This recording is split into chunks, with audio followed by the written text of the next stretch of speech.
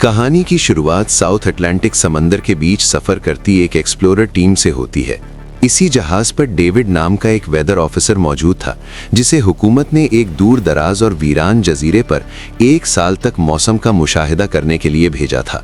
उसे पूरे साल के लिए खाने पीने और ज़रूरी सामान फराहम कर दिया गया था। कई दिनों के तवील और थका देने वाले सफ़र के बाद आखिरकार वो उस पुरस्कार जजीरे तक पहुंच गए। वहां एक पुराना लाइट हाउस और एक छोटा सा घर मौजूद था, जहां पहले रॉबर्ट नामी वेदर ऑफिसर तैनात था। उसकी मुद्दते मुलाजमत खत्म हो चुकी थी और उसे टीम के साथ वापस जाना था। लेकिन जब सब लोग घर के अंदर दाखिल हुए तो वो हैरान रह गए। वहां किसी इंसान का कोई निशान नहीं था। रॉबर्ट का सामान बिखरा पड़ा था, जैसे वो अचानक गायब हो गया हो। शक होने पर कैप्टन और डेविड फौरन लाइट हाउस की तरफ बढ़े।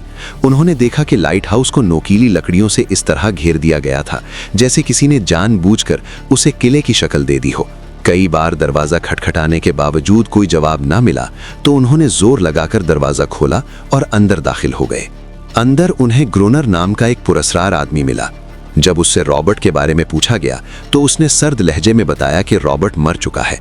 वो समंदर की तरफ गया था और फिर कभी वापस नहीं आया। ये सुनकर कैप्टन और डेविड दोनों चौंक गए। कैप्टन ने डेविड को खबरदार किया कि ये जगह महफूज महसूस नहीं होती, अगर चाहो तो हमारे साथ वापस चल सकते हो, मगर डेविड ने इनकार कर दिया। उसे यकीन था कि अगर वो दुरुस्त मौसमी रिपोर्ट तैयार कर ले तो उसे बड़ी रकम मिल सकती है।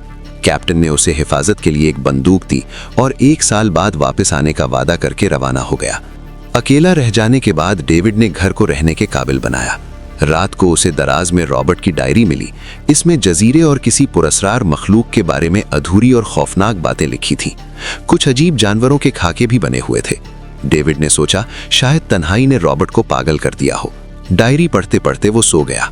अगली सुबह उसने मौसम का डेटा जमा करना शुरू किया। समंदर के करीब उसे चट्टानों के दरमियान पत्थरों और सीपियों से बने अजीबोगरीब नक्श नजर आए। उसने ख्याल किया शायद ये ग्रोनर का काम हो। दूरबीन से लाइट हाउस की तरफ देखते हुए उसे ग्रोनर के साथ एक और साया दिखाई दिया, जो पलक झपकते ही गायब हो गया। उसने इसे अपना वहम समझकर नजरअंदाज कर दिया। रात गहरी हुई तो अचानक दरवाजे पर दस्तक हुई। डेविड ने समझा शायद ग्रोनर हो, मगर आवाज देने पर कोई जवाब न मिला।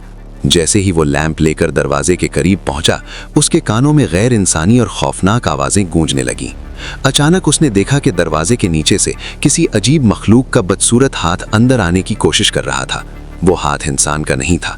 खौफजदा होकर डेविड फौरन बेसमेंट में जा छुपा। चंद लम्हों बाद वो पुरस्कार मखलूक घर के अंदर दाखिल हो चुकी थी। वो आहिस्ता आहिस्ता अंधेरे में डेविड को तलाश कर रही थी। डेविड एक तंग दरार से उसे देख रहा था।